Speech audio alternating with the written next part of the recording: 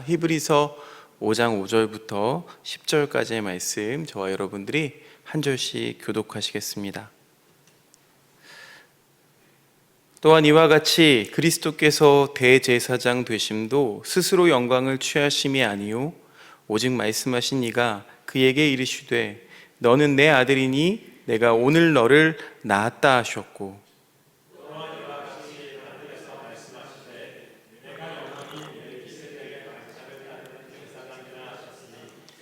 그는 육체에 계실 때에 자기를 죽음에서 능히 구원하실 이에게 심한 통곡과 눈물로 간구와 소원을 올렸고 그의 경건하심으로 말미암아 들으심을 얻었느니라.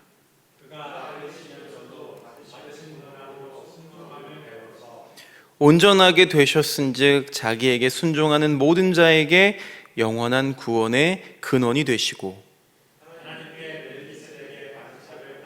대제사장이라 칭하심을 받으셨느니라. 아멘. 사람은 관계 안에서 살아가는 존재지요. 제 아무리 가진 것이 많이 있고 또 잘났다고 해도 홀로 살아갈 수는 없습니다. 그러고 보면 우리 존재 자체가 처음 시작부터 기꺼이 자신의 자궁을 빌어준 어머니와의 관계로부터 시작하기 때문입니다. 비단 그뿐만이 아닙니다. 조금만 더 생각해 보면 먹고 마시고 살아가는 이 모든 것들이 누군가의 있음 덕분임을 우리가 부인할 수가 없습니다. 그러니까 오늘의 나는 곁을 지나쳐간 수많은 사람들과 맺은 관계, 그 경험 덕분임을 알고 감사할 수 있다면 좋겠습니다. 그렇다면 우리가 함께하는 삶이 더 풍요로워질 수 있을 것 같아요. 물론 그럼에도 불구하고 나 혼자 산다 라고 하면서 혼자 힘으로 충분한 것처럼 큰 소리치는 사람들도 있을 것입니다. 하지만 그런 사람이 머물고 지나간 자리에는 늘 상처와 아픔이 깊이 남아있기 마련입니다. 이스라엘은 하나님과의 특별한 관계에 있던 공동체였습니다. 흔히 우리가 생각할 때 이스라엘이라는 나라를 생각하면 그냥 혈연이나 민족이나 지연을 기반으로 한 민족을 생각을 하지만 본래에는 수많은 소수의 떠돌이 집단들이 모여서 이루어진 민족이 바로 이스라엘 민족입니다. 노예로 또는 나그네로 애굽에 머물던 사람들이 어느 날 자유를 찾아서 함께 길을 나서게 됐고 이 가나안이라는 소망의 땅에 근거를 잡게 된 것이 바로 이스라엘입니다. 야훼 하나님께서 자신들을 구원해내셨다는 그 공통의 경험과 고백 안에서 맺어진 공동체입니다. 그러다 보니까 이들에게 국가나 어떤 땅보다 중요한 것이 바로 하나님과의 관계였습니다. 그래서 그들은 자신들이 하나님과의 특별한 관계에 있다는 것을 증거로 붙들고 있던 게 있었습니다. 그게 무엇일까요? 구약시대에는 언약궤라고 하는 것이 있었고요. 그 안에 뭐가 들어있습니까? 하나님께서 그들에게 주셨던 율법이 들어있었죠. 그들이 하나님과 관계를 맺었다, 그들의 하나님이 되어주시겠다라는 언약의 조건으로 이 율법을 주셨기 때문에 이 율법을 지키는 하나님과 이스라엘 사이 관계가 유효하다는 거죠. 그런데 여러분, 안타깝게도 그들은 이 법을 잘 지켜내지를 못했습니다. 님이라는 글자에 점 하나만 찍으면 도로 남이 되는 것처럼 아무리 사랑하는 사이였다고 해도 계약을 파기하면, 이혼하면 속절없이 남남이 되고 말죠. 언약이 파괴되면 하나님과 이스라엘 사이의 관계도 깨어지는 셈입니다. 율법을 지키지 못한 그들에게 하나님은 남이 되어버리는 겁니다. 그런데 이스라엘은 입이 10개라도 할 말이 없습니다. 책임이, 이 귀책 사유가 자신들에게 있기 때문입니다. 그런데 정작 이 관계를 포기할 수 없어서 몸이 달아있는 건 이 관계의 피해자인 하나님이셨습니다. 하나님께서 선지자 예레미야를 통해서 그들을 위한 새로운 언약을 체결하시겠다는 의지를 전해 주셨습니다. 다만 이번에는 이 관계의 증거인 당신의 그 법을 그들의 마음 안에 주실 것을 분명히 하셨습니다. 예레미야서 31장 31절부터 34절까지만 함께 한 목소리로 읽어보겠습니다. 시작. 여호와의 말씀이니라. 보라, 날이 이르리니 내가 이스라엘 집과 유다 집에 새 언약을 맺으리라. 이 언약은 내가 그들의 조상들의 손을 잡고 애굽 땅에서 인도하여 내던 날에 맺은 것과 같지 아니할 것은 내가 그들의 남편이 되었어도 그들이 내 언약을 깨뜨렸음이라. 여호와의 말씀이니라. 그러나 그날 후에 내가 이스라엘 집과 맺을 언약은 이러하니 곧 내가 나의 법을 그들의 속에 두며 그들의 마음에 기록하여 나는 그들의 하나님이 되고 그들은 내 백성이 될 것이라. 여호와의 말씀이니라. 그들이 다시는 각기 이웃과 형제를 가르쳐 이르기를 너는 여호와를 알라 하지 아니하리니 이는 작은 자로부터 큰 자까지 다 나를 알기 때문이라. 내가 그들의 악행을 사하고 다시는 그 죄를 기억하지 아니하리라. 여호와의 말씀이니라. 아멘. 자, 이제 돌판을 새기는 것이 아니라 어디에 새긴다고요? 마음에 새긴다고 하는데 마음과 심장을 뜻하는 히브리어 단어가 레브입니다. 레브. 근데 재미난 것은 이 레브라는 단어가요, 어떤 대목에서는 모세오경, 하나님의 말씀과 법인 토라를 뜻하기도 한다는 것입니다. 그러니까 하나님께서 당신의 마음을, 법을 그들의 마음에 전해주셨다는 그런 뜻이 됩니다. 하나님께서 이스라엘에게 전해주셨던 것은 다른 것이 아니라 그들을 향한 당신의 절절한 마음이었던 거죠. 우리에게 주신 율법이자 마음인 주님의 말씀을 우리가 읽고 또 묵상하다 보면 정의롭고 공의로우신 그 하나님의 마음과 그 성품을 우리가 엿볼 수가 있게 됩니다. 그 주님의 법 안에 담겨 있는 정의와 공의 또 자비와 인애, 그 모두가 고스란히 우리를 향한 마음이라는 거예요. 시편 기자는 이렇게 하나님과의 만남을 이렇게 노래합니다. 시편 40편 8절 말씀 함께 읽어보겠습니다. 시작. 나의 하나님이여,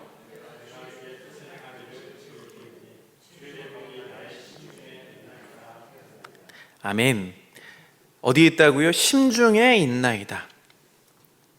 여러분 어떻습니까? 사람은요, 마음이 있어야 행동을 하게 됩니다. 또한 우리가 마음이 있는 곳에 머물게 됩니다. 마음이 없는 곳에서는 오래 머물고 싶지가 않죠. 마음이 담기지 않는 것은 자신의 것이 아닌 법이죠. 비록 몸은 떨어져 있지만 마음이 함께 있다면 그 마음은 그리움이라고 표현할 수가 있을 것 같습니다. 하지만 몸이 같이 있지만 마음이 떠나 있다면 여러분 그걸 뭐라고 부르나요? 불륜이라고 부르기도 하죠. 그런데 하나님이 당신의 마음을 새겨놓은 곳, 그곳이 바로 어디라고요?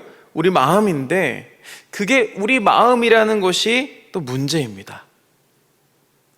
때로는 죽음 앞에서도 꺾이지 않을 만큼 단호하고 견고한 게 우리 마음이기도 하지만 또 작은 시련 앞에서 속절없이 무너질 만큼 허무하고 연약한 게 또 우리의 마음이기 때문에 그래요. 오늘도 우리는 우리의 삶이 뜻대로 되지 않을 때마다 하나님은 어디에 계십니까? 라고 묻고 있지만 정작 이 물음은요, 반대로 하나님께서 우리에게 하셔야 할 물음입니다. 과연 이 물음 앞에서 우리는 무엇이라고 대답할 수가 있겠습니까? 하나님과의 그 관계가 선명하게 새겨져 있어야 될 이 마음에 여러분 무엇이 새겨져 있습니까? 혹시 우리 마음에는 세상이 좋다 하고 세상이 복되다 하는 것들, 그거를 새기기 위해서 온통 사로잡혀 있지는 않으십니까? 히브리서 기자는 인류 역사 가운데 단 한 번 하나님께서 자신을 대하시는 것처럼 자신의 마음을 오롯이 하나님께 담아드렸던 그 이야기 하나를 우리에게 들려주고 있습니다. 하나님의 대제사장인 멜기세덱이라고 하는 인물로부터 시작하는 내용입니다. 자, 히브리서 기자는요, 유대교 전통이 세워지기 그 훨씬 이전에 신비에 감추어진 인물, 이 멜기세덱에 대해서는 족보로 보자면은 제사장이 될 수 있는 아론의 계열도 아니고, 또 대제사장들에게 죽임을 당하셨던 예수 그리스도야말로 진정한 위대한 대제사장이라고 말하고 있습니다. 정성을 다해서 제사를 드리고 하나님께서 백성들의 죄를 속죄해 주실 것을 간청하는 것이 사명이고 또 최선일 뿐이었던 다른 대제사장들과는 달리 예수님은 죄인들에게 나중에 이 신성모독이라는 올무가 되었던 그 속죄를 선포해 주시는 대제사장이십니다. 간구하는 것에서 끝나지 않는다는 거예요. 속죄까지 해 주실 수 있는 유일한 대제사장이라고 이렇게 증거하고 있습니다. 그렇다면 주님은 무엇을 근거로 이 속죄, 이 죄 용서의 선포를 하실 수 있었던 걸까요? 이 예수님의 속죄 선포는 주님께서 하나님과 온전히 하나이신 분, 즉 언제나 하나님과 일치된 삶을 사셨기 때문에 이것이 가능했던 것입니다.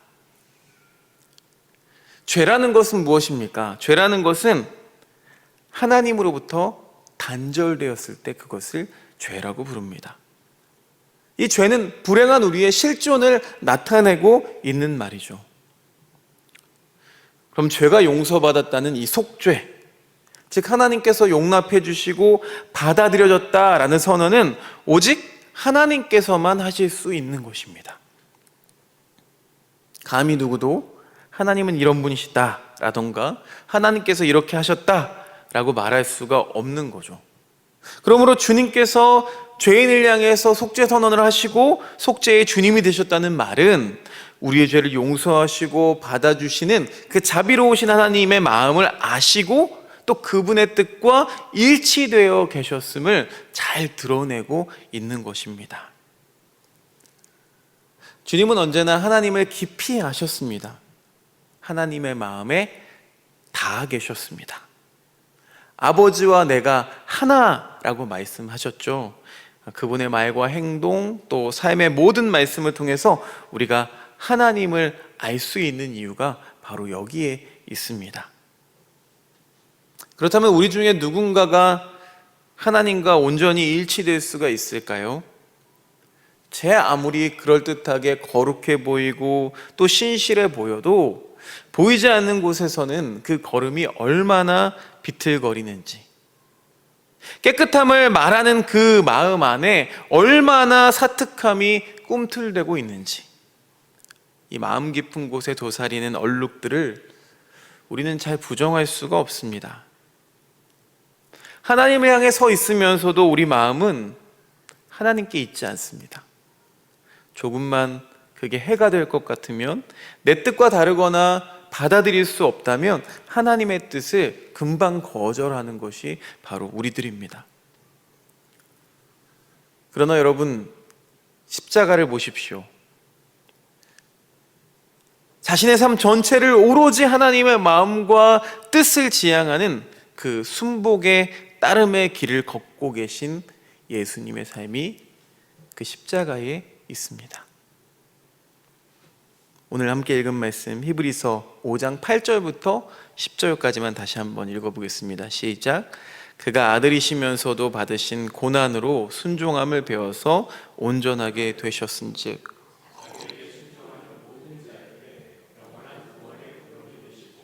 하나님께 멜기세덱의 반차를 따른 대제사장이라 칭하심을 받으셨느니라.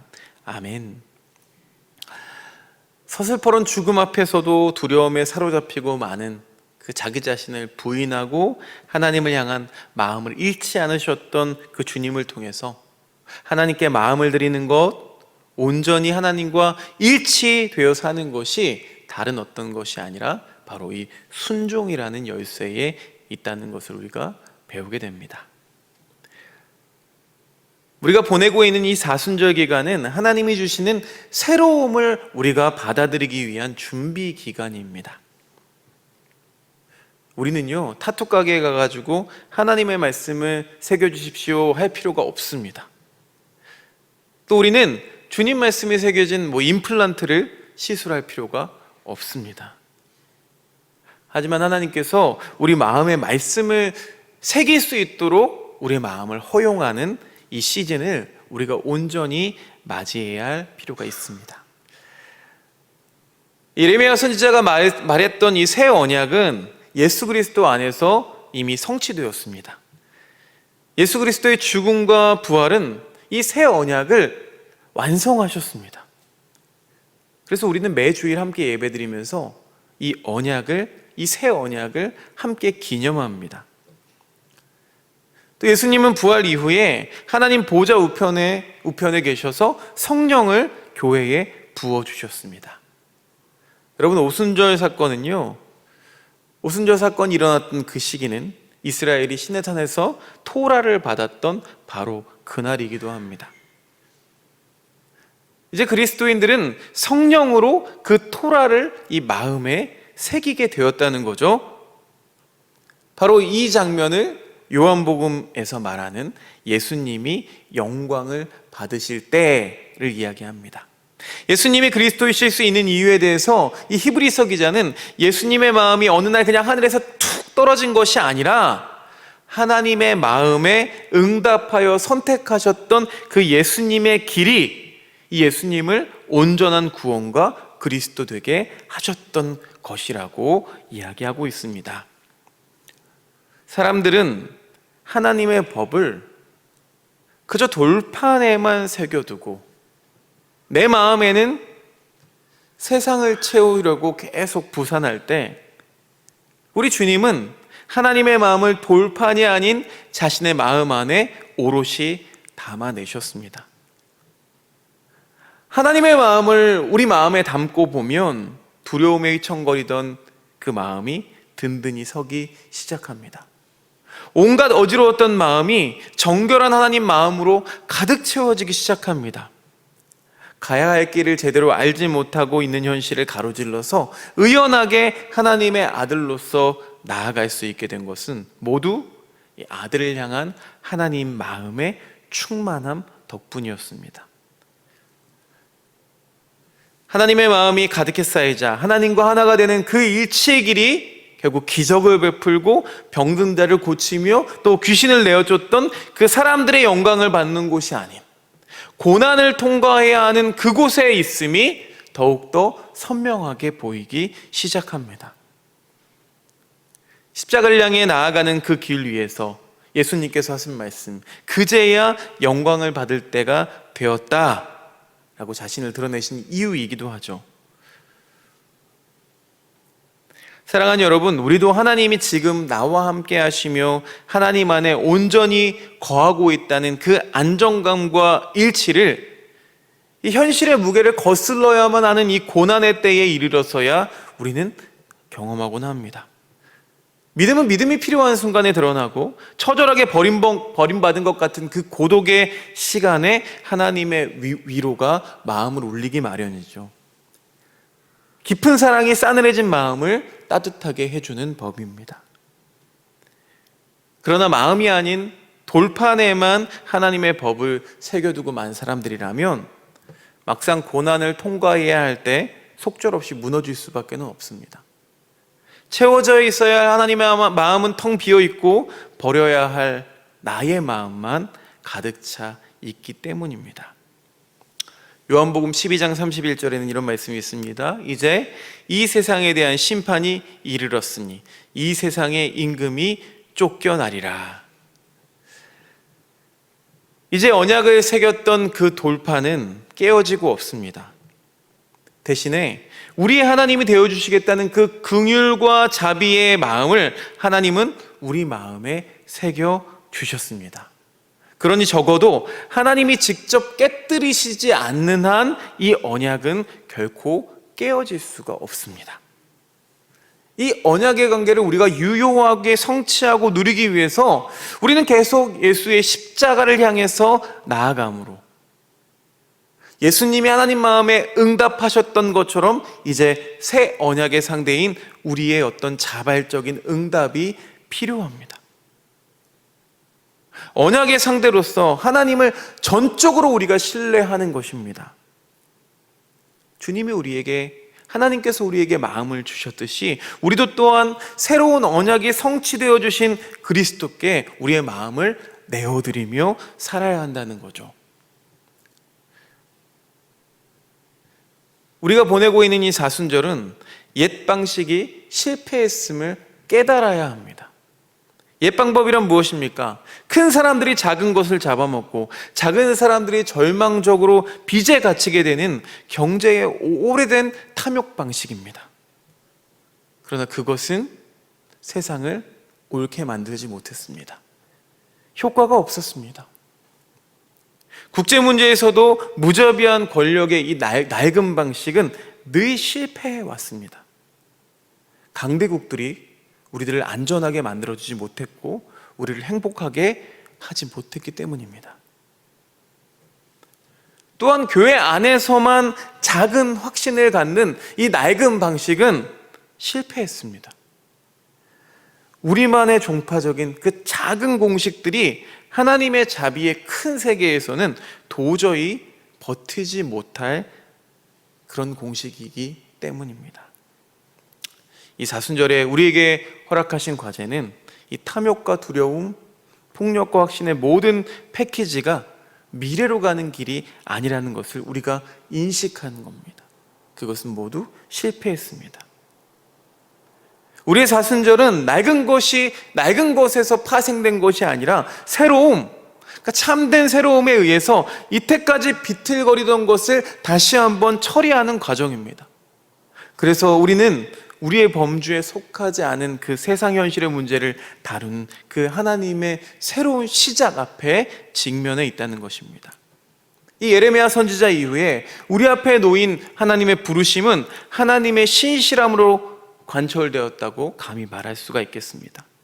하나님의 새로운 관계의 양태들, 새로운 경제적 가능성들, 새로운 권력 배치들, 이웃이 되는 새로운 방식들, 또 교회가 되는 새로운 방식들을 우리 마음속에서 만들어가고 계시다는 겁니다. 우리는 앞서서 예레미야 선지자의 오래된 시를 함께 읽어보았습니다. 사랑하는 여러분, 낡은 것을 버리십시오. 돌판을 버리십시오. 새로운 것을 소망합시다. 순종으로 우리의 마음에 새기십시오. 또 스스로를 용서하십시오. 예레미야가 이 시를 읊었을 때 어떤 사람들이 듣기에는 너무나 급진적이고 너무나 거슬리고 또 너무나 까다로워서 돌아선 사람들도 분명히 있었을 것입니다. 그러나 어떤 사람들은 그 언약에, 그 새로운 언약에 귀 기울이기 위해서 남아 있었습니다. 그들은 귀 기울이고 기도하고 변화하기 위해서 그 자리에 머물렀습니다. 그러면서 그들은 선지자에게 이렇게 말합니다. 새로운 가능성에 대해서 자세히 말씀해 주십시오. 더 자세히 알려주십시오. 사랑하는 여러분, 우리의 마음을 여는 가장 좋은 방법은 귀를 기울이는 것입니다. 우리가 귀를 기울일 때 우리 안에 계신 성령께서 더 많은 것들을 말해 주실 것이기 때문입니다. 오늘도 이 말씀 붙잡고 우리의 마음을 여는, 우리의 마음속에 새로운 계명들을, 새 언약들을 새겨나가는 저와 여러분들 되시기를 주님의 이름으로 축원드립니다.